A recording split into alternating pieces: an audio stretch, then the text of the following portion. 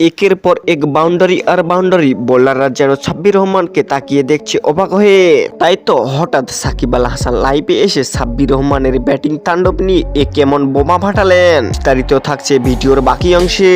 সাকিব আল হাসান বলেন যে আসলে সাব্বির রহমান ফুরিয়ে যায়নি, এতদিন শুধু তাকে অবহেলা করা হয়েছিল। আসলে সাব্বির রহমানের ব্যাটিং দেখলে মনটা জুড়িয়ে যায়। এতদিন শুধু ছিল সময়ের অপেক্ষা। ঢাকা ক্যাপিটালসের হয়ে নিজের প্রথম ম্যাচে জ্বলে উঠতে পারেনি সাব্বির রহমান, তবে নিজের দ্বিতীয় ম্যাচে ঠিকই জ্বলে উঠেছেন। ৩৩ বলে ৮২ রানের এক বিধ্বংসী ইনিংস খেলেন সাব্বির রহমান, যেটা ছিল দেখার মতো। সাব্বির রহমান যেন সেই তার আগের রূপে ফিরে আসলো।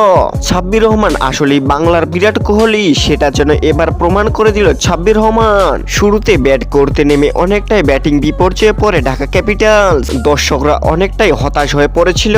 সাব্বির রহমানের এমন ঝড়ো ব্যাটিং এর তাণ্ডব দেখে যেন দর্শকরা আত্মবিশ্বাস ফিরে পেল।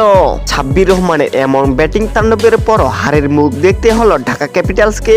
তো দর্শক, সাব্বির রহমানের এমন ঝড়ো ব্যাটিং আপনাদের কেমন লাগলো তা জানিয়ে দিন আমাদের ভিডিওর কমেন্ট বক্সে। চ্যানেলটিতে নতুন দর্শক হয়ে থাকলে অবশ্যই চ্যানেলটি সাবস্ক্রাইব করে পাশে থাকবেন। ধন্যবাদ।